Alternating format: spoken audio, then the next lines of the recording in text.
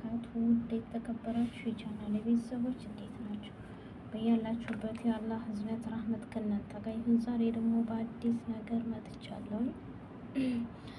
ለቤቱ አዲስ የሆናችሁ በደወል ምልክቱ በመጫን ቤተሰብ ሆናችሁ ደግሞ ላይክ፣ ሼር በማድረግ አስተያየት ስጡ፣ ኮሜንት በመስጠት የዛሬ ርዕስ ኢዳ ማለት ምን ማለት ነው? ኢዳ ማለት ምን ማለት ነው የሚል ርዕስ ነው። ከነመልሱ ይዤ መጥቻለሁ።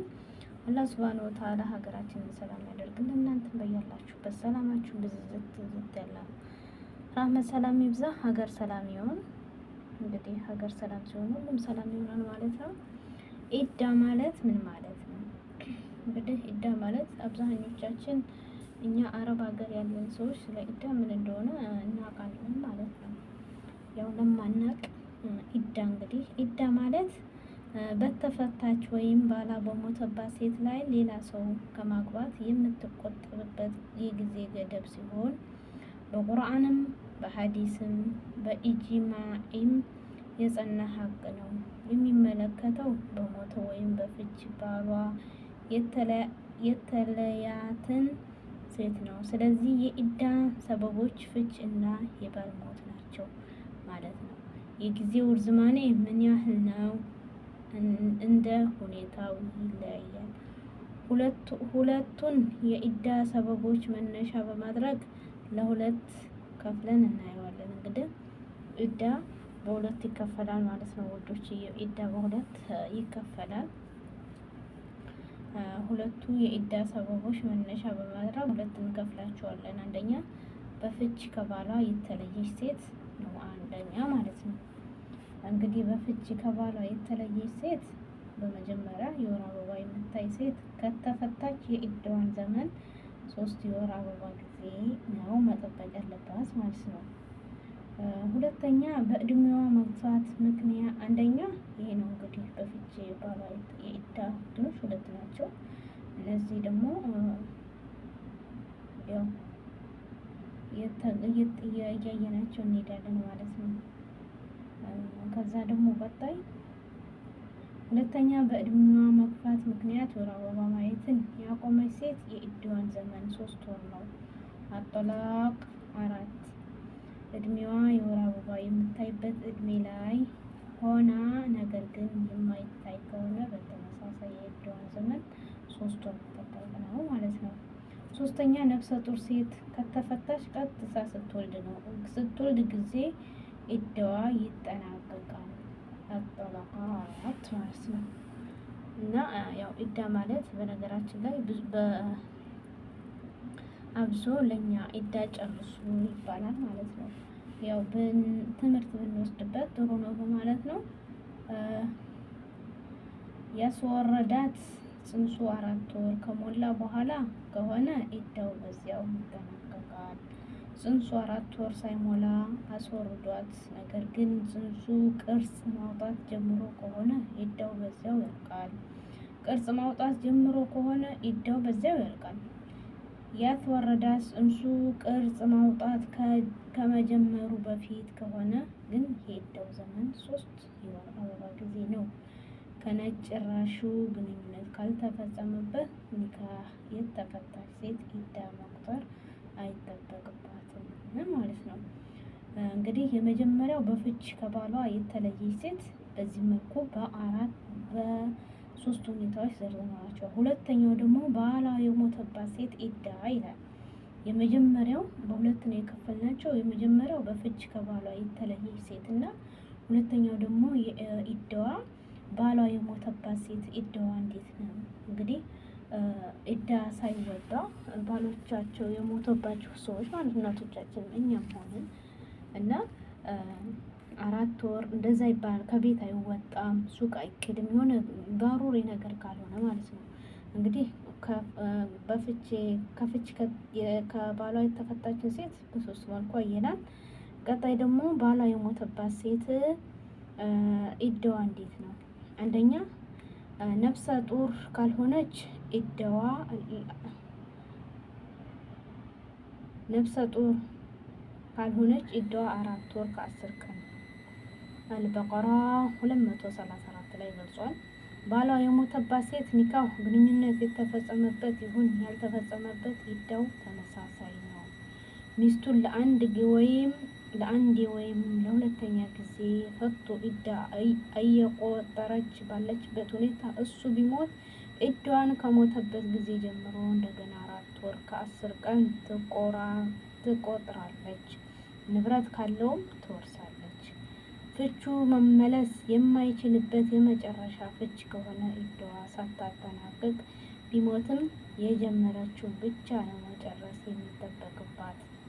ሁለተኛ፣ ባሏ የሞተባት ሴት ነፍሰ ጡር ከሆነች ስትወልድ ጊዜ ኢዳዋ ይጠናቀቃል። አያችሁ ግን እዚህ ላይ እንግዲህ አንድ ሴት እኛ ማለት ነው ያው ነፍሰ ጡር ባላችን ከሞተ የዛን ሰዓት ስትወልድ ይጠናቀቃል ማለት ነው። ያ ኢዳ እስካልወለደች ድረስ ግን ኢዳዋ እንዳለ ነው ማለት ነው።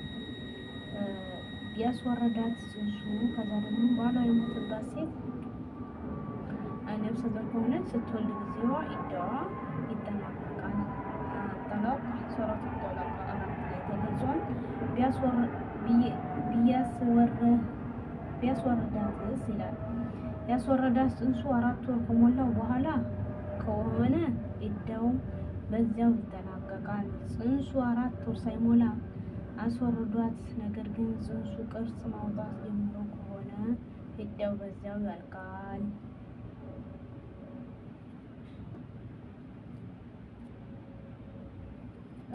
ቅርጽ ማውጣት ጀምሮ ከሆነ ያው ኢዳው በዛው እንደሚያልቅ ተነግረናል ማለት ነው። ስለዚህ ከሁለቱም ክፍሎች እንደምናስተውለው ነፍሰ ጡር ሴት በፍችም ይሁን በሞት ባሏ ቢለያዩ ትውልድ ዲአዋ ይጠናቀቃል ማለት ነው ይለናል።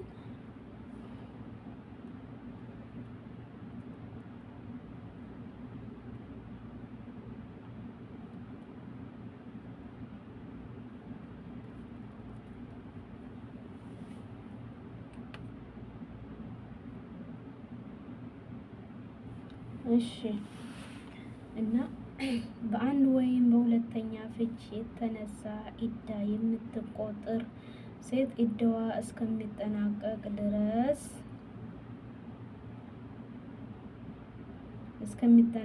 ድረስ በቤቷ ትኖራለች። ግልጽ ብልግና ካልታየ በስተቀር ከቤት ማስወጣትም አይፈቀድም። ሱረቱ ጠላቅ አንቀጽ 1። በዚህ ሁኔታ ላይ መመለስ የሚቻልበት ፍች ላይ ያለች ሴት ለባሏ ፊቷን መግለጥ፣ መዋዋብ፣ ከሱ ጋር ማውራት፣ ተገልግሎ መቀመጥ ትችላለች። ግንኙነት የሚፈጸመው ግን ከመመለስ በኋላ ወይም በመመለሲያ ንያ ሲሆን ነው። በአንድ ወይም በሁለተኛ ፍች የተነሳ ኢዳ የምትቆጥር ሴት ኢዳዋ እስከሚጠናቀቅ ድረስ ከልብስም ከጉርስም ለሚስቱ እንደሚያደርገው ሊያሟላ ይገባዋል። ዲአዋ እስካልተጠናቀቀ ድረስ በቀላሉ መመለስ ይችላል።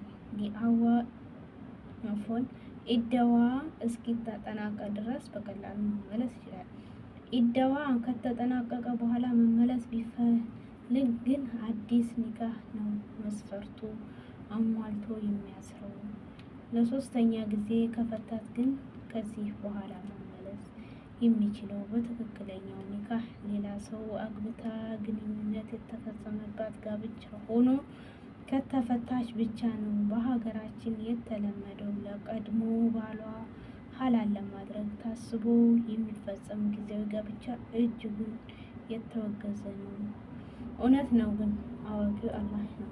አንዳንዴ ማለት ነው የመጀመሪያውን ባሎቻቸውን ይፋቱና ከዛ እስከ መጨረሻው ድረስ ማለት ነው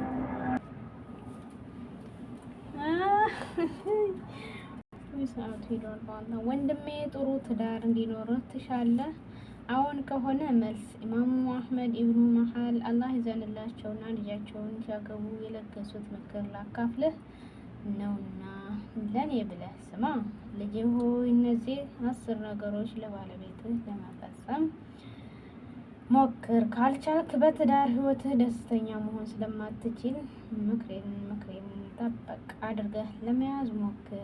ሴት ልጅ ምቾትን ስለምትፈልግ ያለህን ነገር ሳትሳስት አጋራት። ሴት ፍቅርህን እንድትገልጽላት ትሻለች። ባገኘኸው አጋጣሚ ሁሉ ፍቅርህን ከመግለጽ ወደ ኋላ አትበል።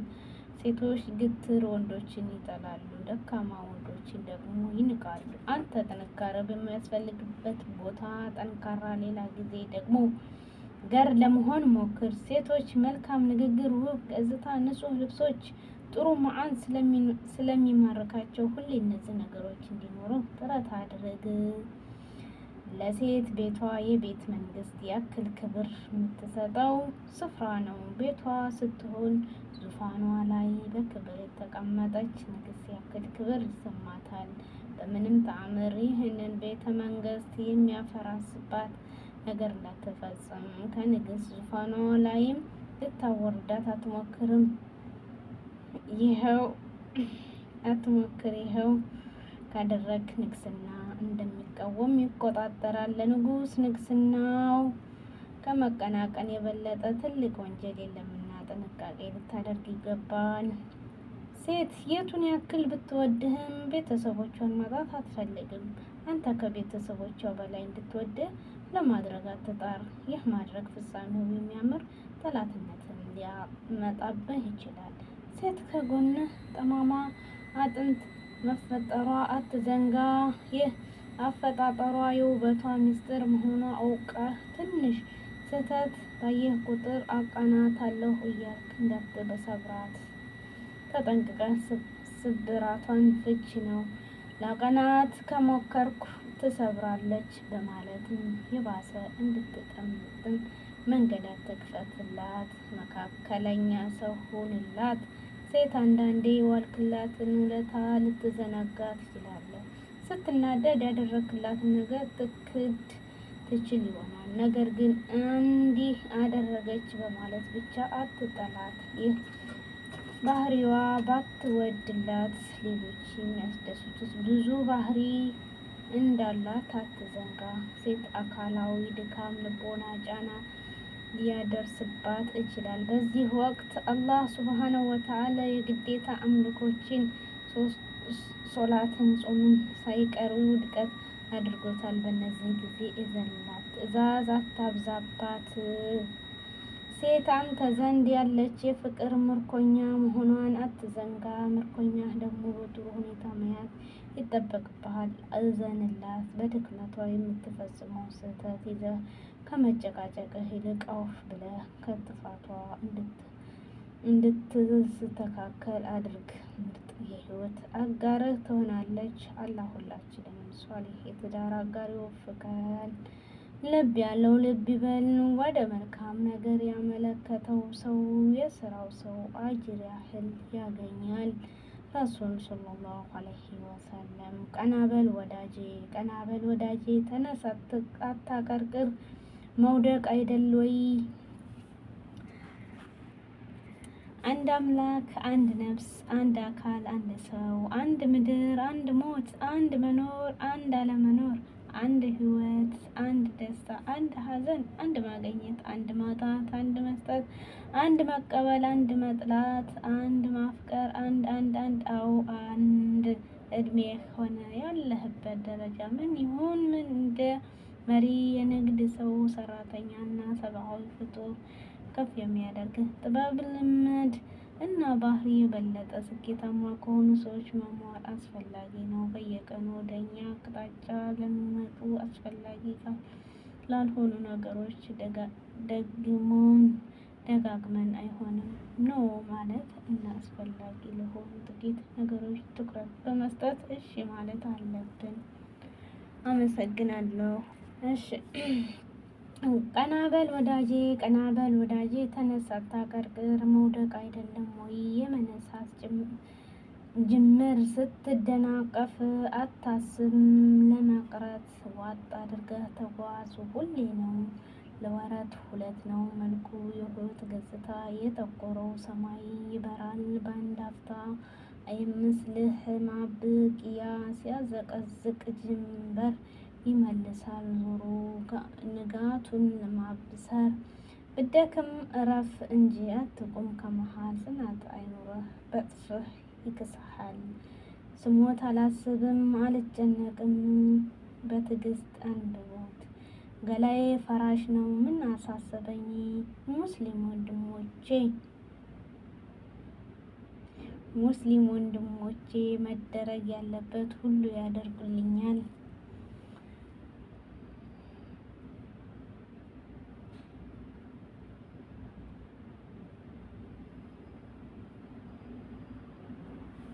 ልብሴን ያወልቃሉ ያጥቡልኛል ይከፍሉኛል። ከቤቴ ይዘውኝ ይወጣሉ ወደ አዲሱ ቤቴ መቃብር ይወስዱኛል። ብዙዎች ጀናዛዬ ለመሸኘት ይመጣሉ። እኔን ለመቅበር ስራቸውን ቀጠሯቸውን ሁሉ ትተው የሚመጡ አሉ። ቀጠሯቸው መካከል ምናልባት ለአንድ አፍታ እንኳን ስለኔ አስበው የማያውቁ ብዙ ናቸው። ቤተሰቦች እኔን ለማስታወስ ያለኝን ነገር ሁሉ አውጥተው ይጥሉ ይሆን? አልያም በእኔ ስም ይመጸወቱ ይሆን? ቁልፎቼ፣ መጽሐፎቼ፣ ጫማዎቼ፣ ልብሶቼ በአንድ ነገር ግን እርግጠኛ ሁን በሞቴ ይቺ ዱንያ ሀዘኗ አልበዛም አላለች አልፈራሰችም። የዓለም እንቅስቃሴ ላፍታ አልቆምም። የኢኮኖሚ ቀውስ አልተፈጠረም። በስራ ቦታ ላይ ሰው ለመቅጠር ማስታወቂያ ይወጣል። ንብረቴ የወራሾቼ ይሆናል።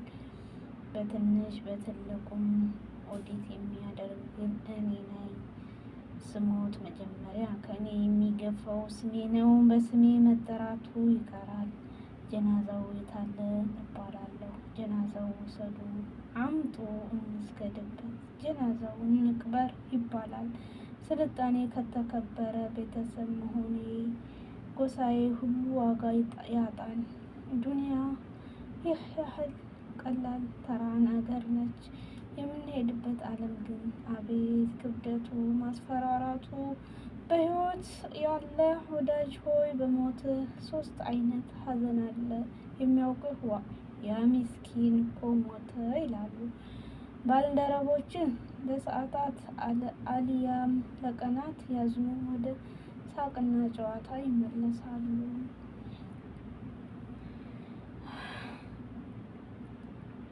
ትልቁ ሀዘን ያለው ቤትህ ነው። ቤትህ ጋር ሁሌም ያስታውሱሃል ይሆናል። የዱንያ ታሪክ በዚህ መልኩ አበቃ።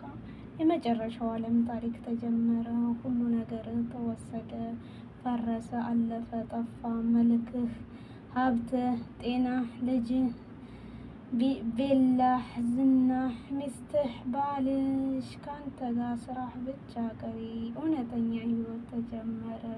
እዚህ ላይ አንድ ጥያቄ ልጠይቅሽ ወይም ልጠይቅህ። ለአኼራህ ምን አዘጋህ? እስቲ በጥልቅ አስቡት። እናም በርታ በርቺ እህቴ። በግዴታዎች በሱና ነገሮች በድብቅ መጸጸት። መልካም ስራ አብዛ። ሌሊትን ተነስተህ ስገድ። ትድን ዘንድ ጠንክር፣ ይሳካል ዘንድ በርታ።